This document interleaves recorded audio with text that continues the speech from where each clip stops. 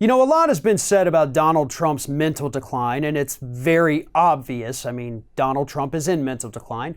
But I think we also need to talk about his attorney, Rudy Giuliani, who is very clearly declining even faster than Donald Trump.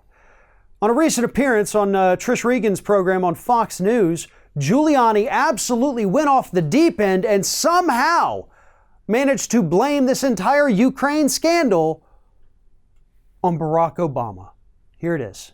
This is the president's duty to look into this, because the other side's saying, wait a second, was this a problem that he's looking into it? Because, you know, it's teeny little Ukraine that doesn't have a whole lot, and it's going to be kind of dependent on that $300-some-odd million that the U.S. may or may not give them. Gee, don't you think they're hypocrites when they don't care about the fact that they're even more dependent on the $1.2 billion that Joe Biden extorted them with to get his son off the hook? Yeah. I mean, tell me they're not hypocrites. Tell me they're not hypocrites. Somebody's got to exercise this. We elected this president to clean up the swamp. The swamp is considerably worse than I thought. And the reason the Democrats are fighting so hard is it's going to go further than Joe Biden. Do you think Obama just turned his back on this? If he turned his back on this, what else did he turn his back on? It's almost impossible to have turned your back on this. The New York Times stuck it right in Obama's face. They said your vice president has a glaring conflict of interest. What did Obama do? He didn't get up out of his Benghazi sleep to do a darn thing about it. Now, I don't know how far it goes, but I know it goes further than Joe Biden.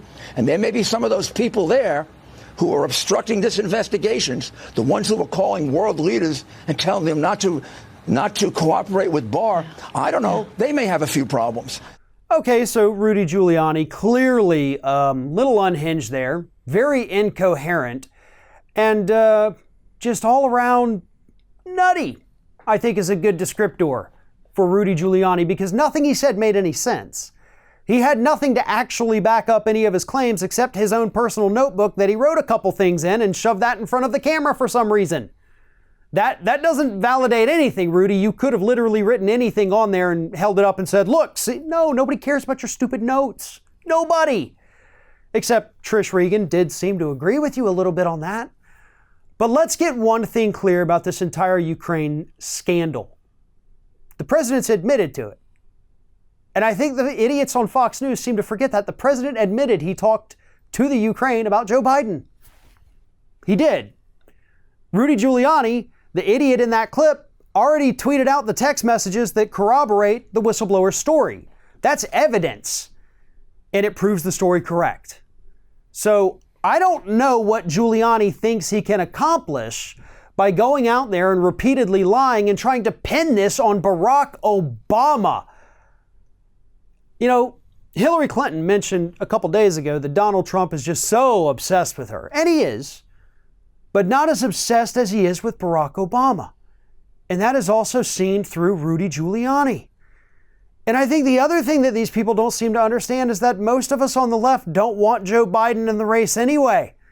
Like, literally the best outcome of this entire scandal is that it makes a Biden drop out and it gets Trump impeached. That's a win-win for all of us. We don't like Joe Biden. Get him out of here.